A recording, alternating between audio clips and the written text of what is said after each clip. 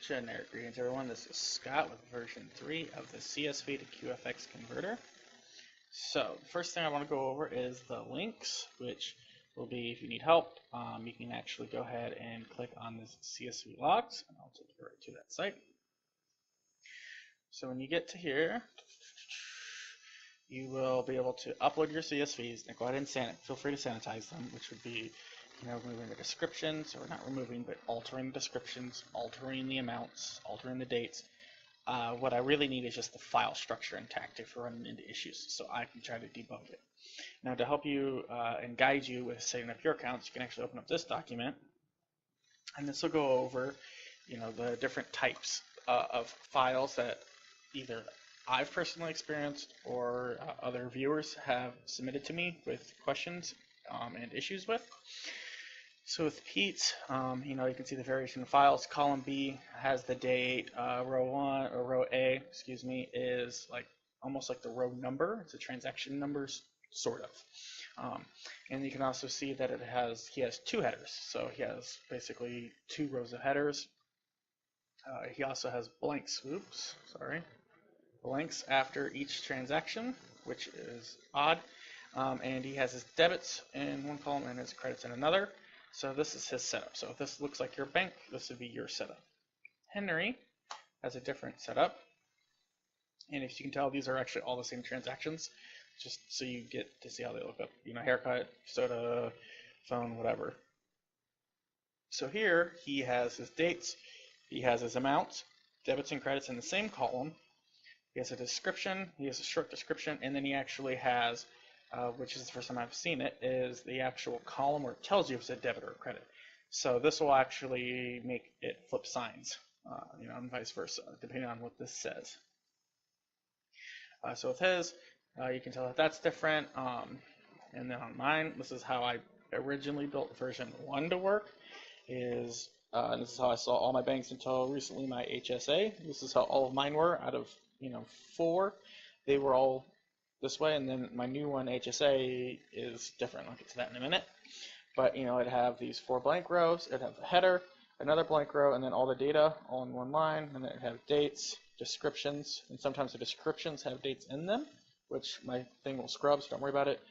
The short description, and it'll have the debits and credits in one column, but they actually go the correct direction. So, and then here's my HSA. And you can tell that it has basically what account it is, not account number, but it will literally say HSA. And then it will have the activity, which, again, these are fake transactions, so I'm not going to have a soda and phone bill out of my HSA. But it would have this. So it would have payroll payment and credit. So again, it's not necessarily debits and credits, so I can't really go off of that. But it does have positive and negative numbers here, but they have dollar signs, which is fine. The dates are here, and the status settled is useless to me. So this is how this one would be set up. Now, with that, let's go back. Oh, and just a reminder for you guys, in case you do download this and you're worried that when you open it, you get a prompt saying it's trying to connect to external sources. It is just going to try to update this number, which, as you can see now, this is 2 and 3. As soon as I finish this video and get this to go live, I will update the file online, and this will say 3, so you'll get a little prompt. If you have auto updates, yes, you can toggle them off if you're worried about it. If you ever want to skip an update, you can just make this higher, so you can make this 10, 20, whatever, and until I get past that number, you will not get auto updates. So if you really like version 2 over version 3 for some reason, feel free to do that. Then the other reason it would ever connect to the internet is to actually download the file. That's the update.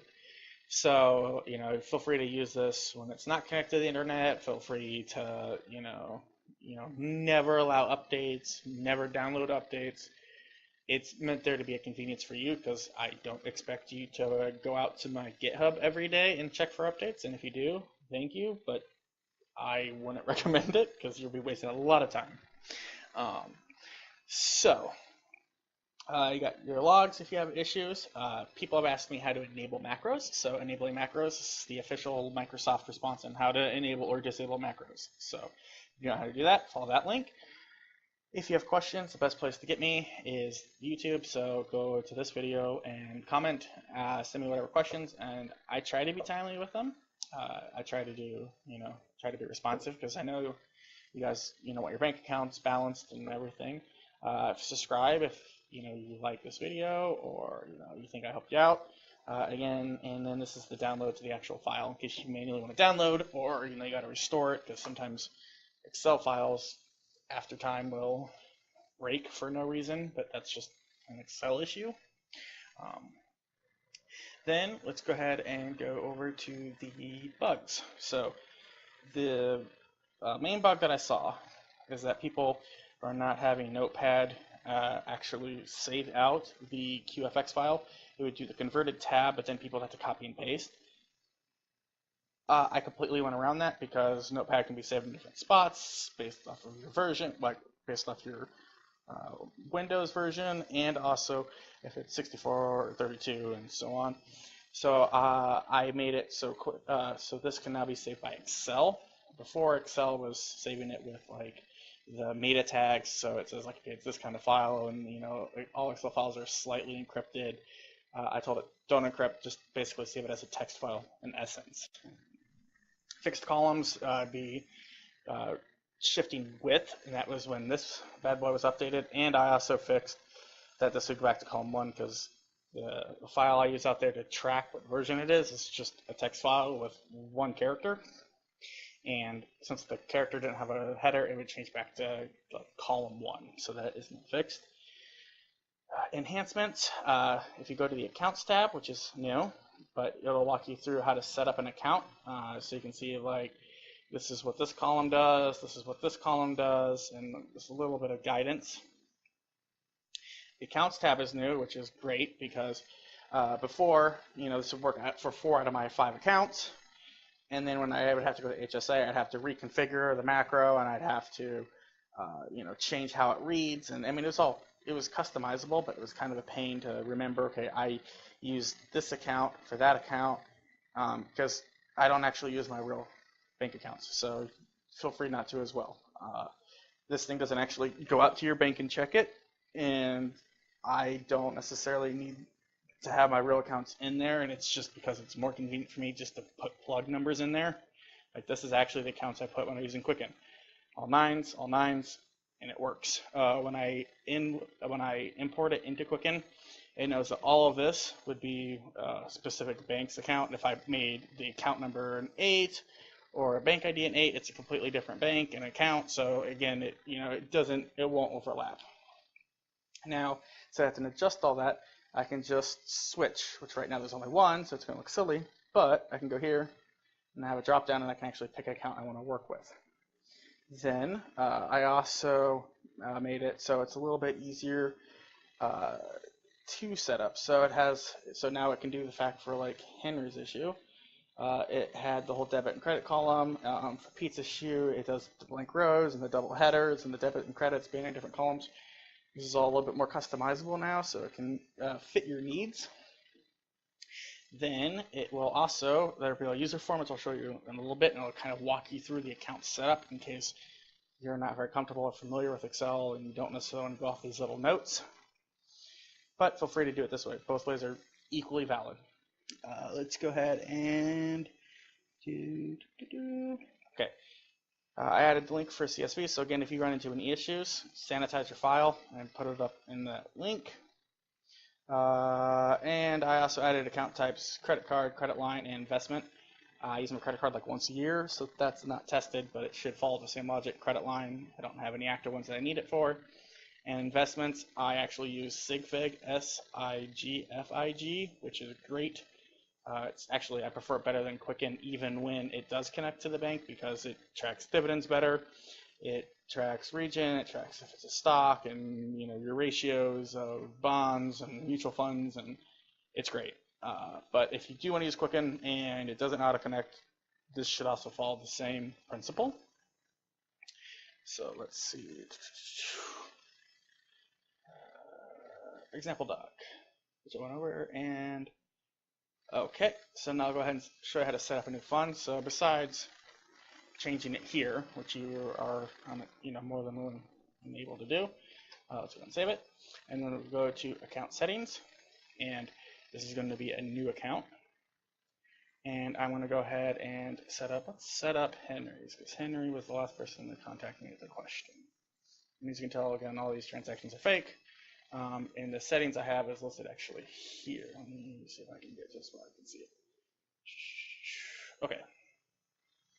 So this will be Henry's checking.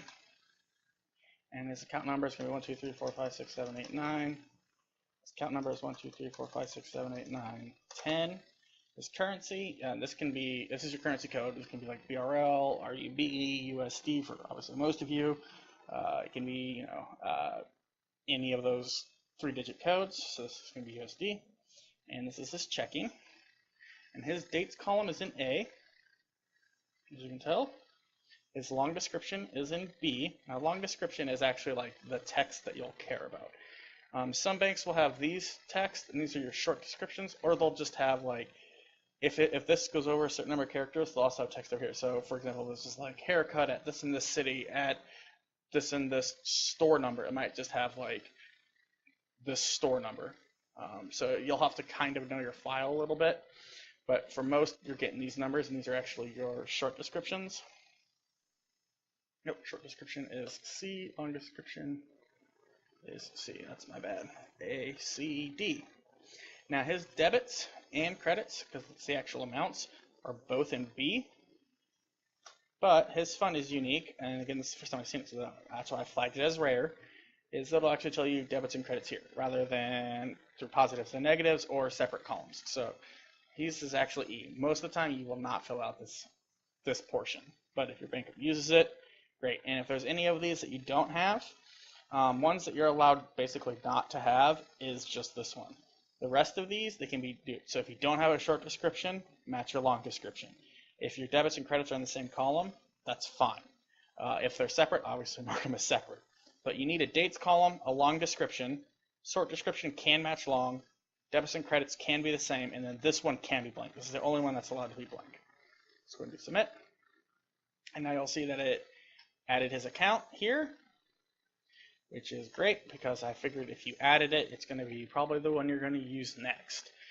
Since that will be your last one, we can actually go ahead and add another account, which will take you to this page. And you can see that it's now listed here. But we can also go ahead and do new. But let's go ahead and edit his. So let's just say, you know what, edit. And this information will now pull in, and pulls in right from here. And again, both of these are equally valid. So if you, for some reason, have problems with this user form, which some Excel versions, if they're older, they might, and if they're 64-bit, they might. Like I have a 64-bit computer, but my Excel is 32 because it's the most compatible with most other people's Excel. So if you have a 64-bit and this user form is not opening, some of the variables and some of the functions and stuff are different. And also if you have an older version, I'm running, I believe, 2013. So if you're running, maybe 2010 or something, there might be an issue. Do not have to use this user form. I can completely edit here. This user form is basically just meant as guidance, which obviously so is this video. But let's just say you messed it up and you're like, you know what, this is actually my bad. This is actually a savings. So I'm going to go ahead and go here, and I'm going to go and hit submit. And then you can see here, it went by and it changed it to savings. Now these are all case sensitive, but as you can tell, I now have these two accounts. That's all set up. And then the exports on and the auto updates. Okay, so now that we have one of these set up,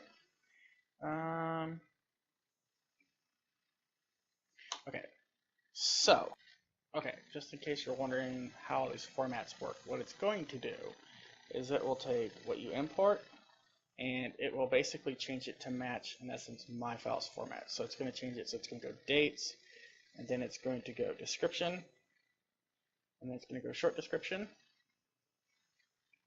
And go back to mine actually, so I can show you. It's going to go short description, and then it's going to go amount, and it's going to make it positive or negative. So it'll know if it, to read this column to make it positive or negative, and then it also will remove all the headers though. So if this file works properly, your input tab when you're running it will be basically this format, put up there, regardless of which of these file structures you feed through it. So with that being said, okay, so now that you know that it's going to basically change it to match mine, in essence moving all of these up there, I'll go ahead and show you how to run it. So let's go ahead and go run. Actually, let's pick my settings. That's my fault. You'll see that my numbers are in there. Run. I'll get this pop-up. It will automatically filter for CSV, so the example is right there. And it's done. Now when you actually come out to the same folder that it's in, no matter what the file name is here, it'll always put in an output. So in essence, you have to convert one and then, open it so Quicken will update, or it'll just overwrite, but that way it's not just constantly clogging, and the file will always be saved in the same folder where you download this file. So if you put this in your downloads, it's going to be in your downloads. If you put it on your desktop, it's going to be on your desktop, so on and so forth. So it doesn't matter where this is. This can be anywhere. That's where you browse for, but the output will always be in the same folder as this macro. So again, if you guys have any questions, any comments, feel free to reach out to me on Facebook. I'll be glad to help you guys out. Thank you for your time and have a good day.